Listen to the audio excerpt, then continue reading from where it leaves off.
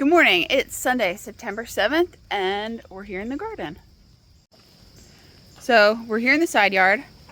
I wanted to show the update to the compost tumbler. You'll now notice that it sits under these sawhorses. Would it have been smarter to realize this is what needed to happen when I initially built it? Yes. But better late than never. So you pull the wheelbarrow in and out without having to throw your back out.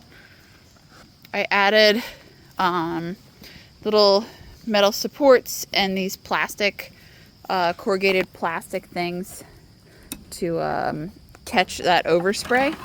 So now when you turn it,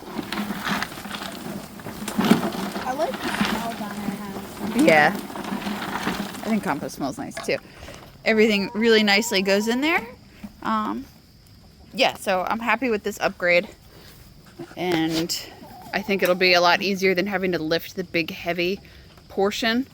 Yeah, and not injure yourself. All right, so we'll go into the main backyard without letting Bonnie in to bother the chickens. Excuse me. We didn't do a video last week just because I honestly forgot. So we're catching up now. The Cherokee purple tomatoes are, these guys can come inside today. I should probably do that before the rain gets too, it plumps them up too much. Hey. Last weekend, oh, I think I remember why I forgot to have a video. I harvested the last row of potatoes, and my intention was to finish doing that and then record a video, and then, yep, I just got too distracted with harvesting potatoes. That was another disappointing row of potatoes. It wasn't even 5 pounds of them.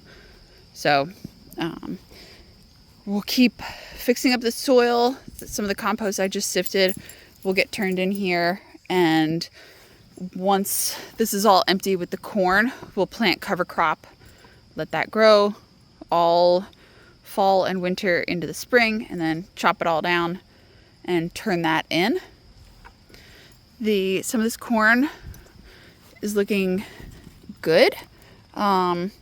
This is kind of the portion of growing it that I was most worried about, because you're supposed to let it dry completely on the stalk, but this seems like a real gamble because This is not dry. No, it's not dry. Yeah, so the finished product is just out here drying. Yes. Drying, and it's available for pests and to get wet. So I guess I'll check the weather, keep an eye on the weather, and if we have a good stretch of a couple dry days, pull some of these. I don't know. Oh, that's just the ear of the corn peeking out from the top. So yeah, that glass gemmed nicely. Yes. I found something. Nice. We don't have a harvest bucket out. Do you want to just put it by the back door for now? Yeah, why not? Okay, thank you. You mean that door? Yeah, the back door. Okay. I hope not. Look at The- my shoes. The tomatoes are looking a little Look at the other one. ratty. I can't. Yeah, just don't walk inside, buddy. The tomatoes are looking a little ratty. It's getting to be the end of the season, so that's kind of to be expected. At this same date last year, I had harvested 156 pounds of stuff out of the garden, and the current tally this year is 179, but there's not much left out here on the tomatoes. The corn will definitely be heavy, and I see a lot of tomatoes. yeah, it's not as many as there was earlier in the year. I know, but I see. Yeah, and these lima beans, actually, I'll Can I pick one up? no, because they're supposed to be dry when you pick them, and they are not dry right now. Like I said. Yeah, so the lima beans and the other beans are still to come, and that honey nut squash, whoops, This is the habanada pepper that we have to pull upright so it doesn't break itself off. The fruit got too heavy. Yeah, I'll have to get a little piece of twine and tie it up. I can hold it for now. Oh, And be okay. out of the video. Which, Is that okay? yeah, that's fine. You can be the holder upper. I actually have better Yeah, you can just prop it up with the bucket. Sure. Yeah. There, perfect. That's better. There. I'm gonna angle it before I go back. Yeah, Perfect. good. Thank you. Now.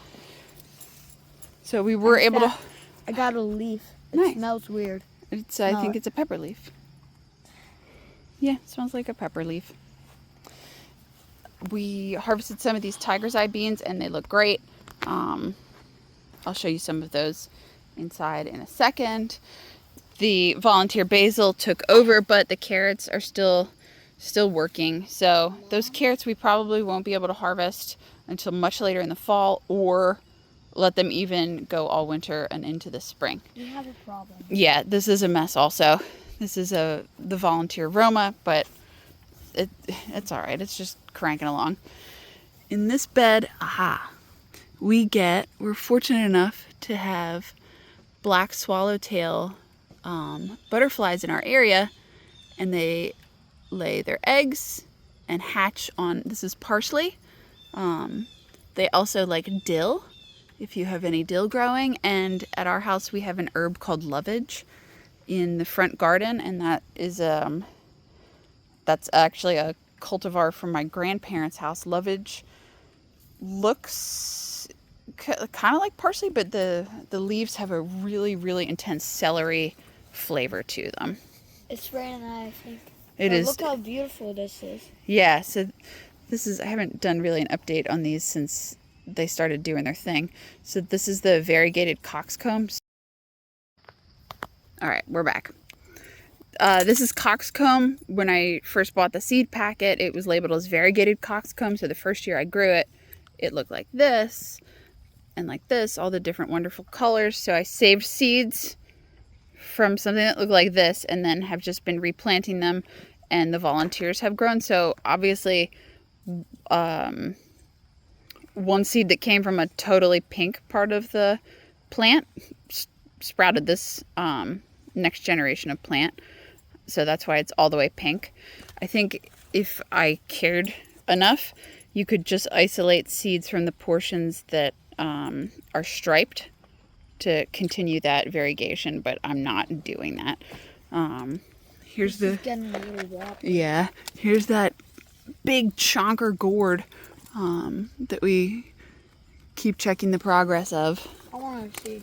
Yeah, Here's my root. generally these haven't had a problem supporting their own weight hanging on the fence in previous years that we've grown them, so they just kind of hang out like that. Something I noticed during the dog intermission was this is another black swallowtail caterpillar, and the plant that it's munching on is parsnip, so I guess they eat parsnip also. Hey, what's up, guy? Oh yeah, please don't bother him, because they Can I just pat him once? one gentle pat. There you go. I see another one down here. I wish the listeners could pat him. Yeah, I'll put the cat. Oh my gosh, look at this big honker, and he's munching away. That was the first one I noticed. Yeah.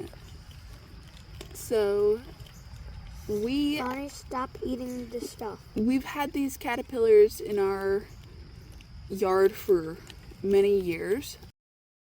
I'm just watching them munch. We've had. So the listeners. I am. He's not munching anymore though. Or she, they. Show the other one. Sure. That's a nice. Show all of them. So I'm gonna keep looking for them. sure, you're gonna find a bunch. So we've had these caterpillars at our house for quite a while, and it used to be that we would be able to find caterpillars and take the whole bit of plant they were munching and put them in a butterfly habitat and bring it inside, keep them well fed. They would eventually form a chrysalis and then emerge as butterflies, and then We should do that this year. I think we should. And then we'd release them outside, but we would be releasing them outside in October. which, as I understand it, is not an ideal time if you're a butterfly Show Bonnie. trying to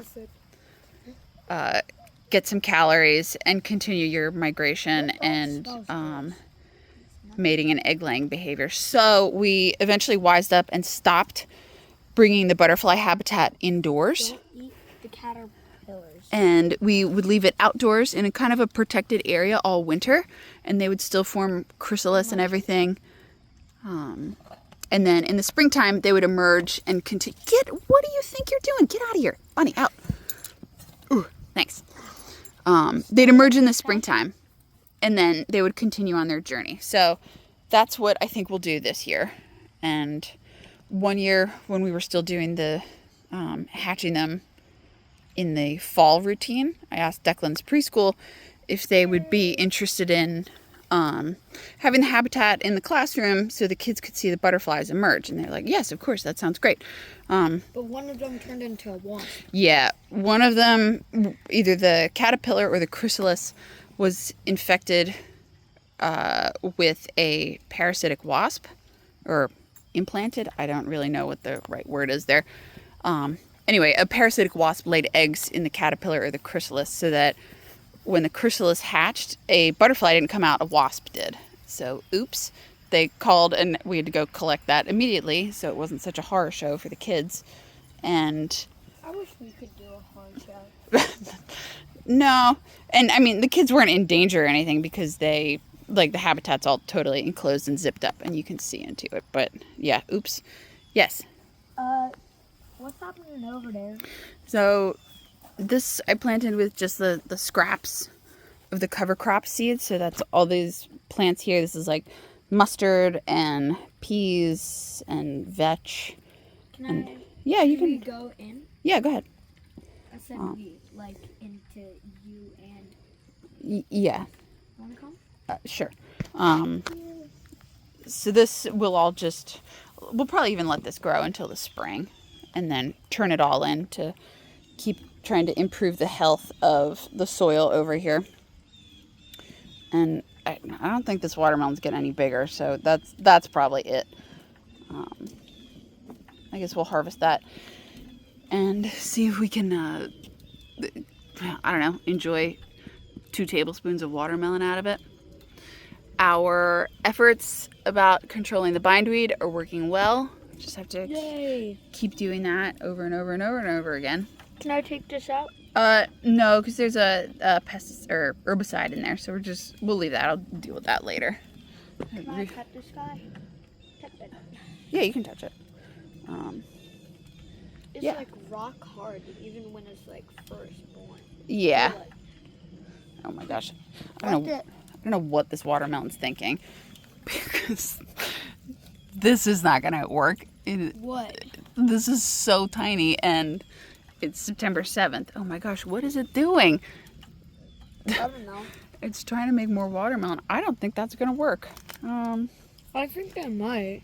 Can I throw away this trash? No. It's attached to the rest of the container in my pocket, so yeah, we're not gonna do that. Yeah, in our battle to try to reduce the mosquito amount at our house, it occurred to me that this corrugated downspout, each little ridge holds standing water, and that is not good. So I replaced, I think, probably 50 feet of corrugated downspout, and just put the straight shot gutter through, and added the little diverter and some rocks, because I was worried the water was going to come really flying out of there fast if it was just a straight shot and not corrugated. So the other areas of the downspout that I replaced, it's just downspout. This one, I ran the smooth thing through the corrugated downspout because Declan stands on it so much anyway, and the downspout that was going to be exposed to be squashed would have gotten squashed in about like 3 weeks. So that's there not to carry water, but to protect the thing that carries water from getting crumpled. So this is, modify the downspout a little to accommodate. This is the overflow line from the rain barrels, so that just sneaks right in. And yeah, that's hopefully will help reduce the mosquito load around here. One last update. I forgot to, well, it's too wet to bring these outside to show you because we're trying to dry them off. So these are the tiger's eye dried beans. This looks like a different variety of seed snuck in, but whatever. We'll eat them. They're beans. And these are the Christmas lima beans. So they're just on this dehydrator tray, drying in kitchen air.